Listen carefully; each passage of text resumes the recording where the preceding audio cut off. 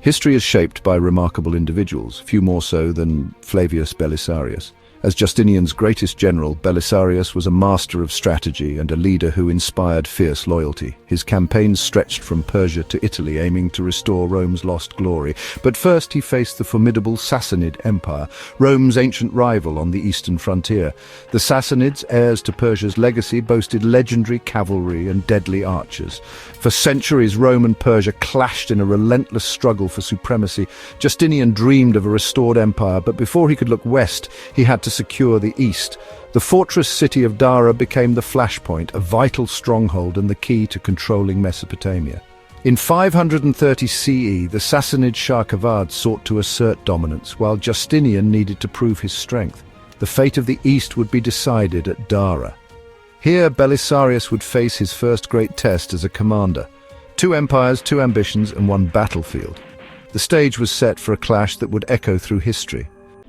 Dara was more than a fortress, it was the linchpin of Byzantine defense and a symbol of defiance.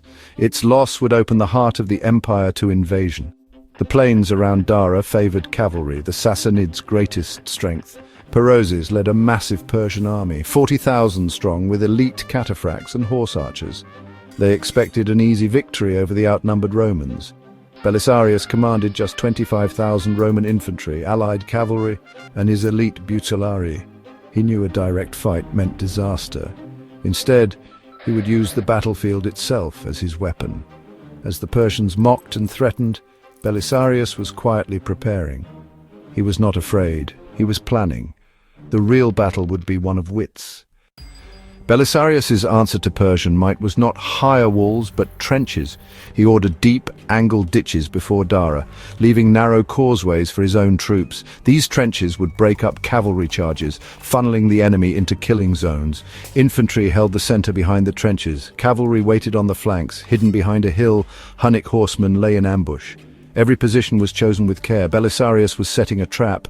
The plan: blunt the Sassanid assault, pin them in place, then strike their flanks and rear.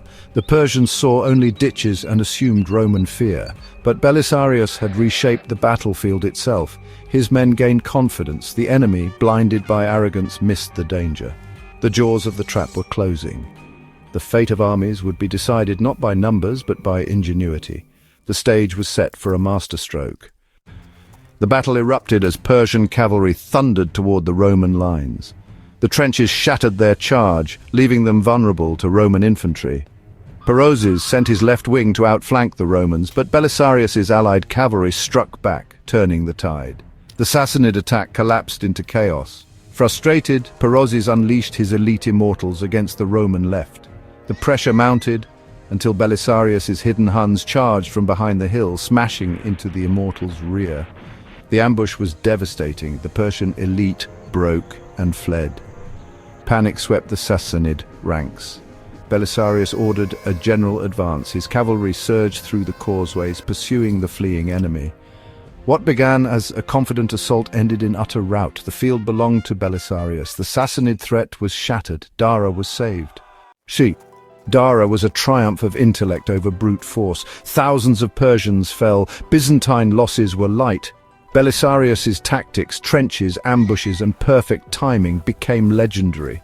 The victory stunned Persia and electrified Byzantium. Justinian now had his champion for the great reconquests to come. Dara secured the eastern frontier and paved the way for peace.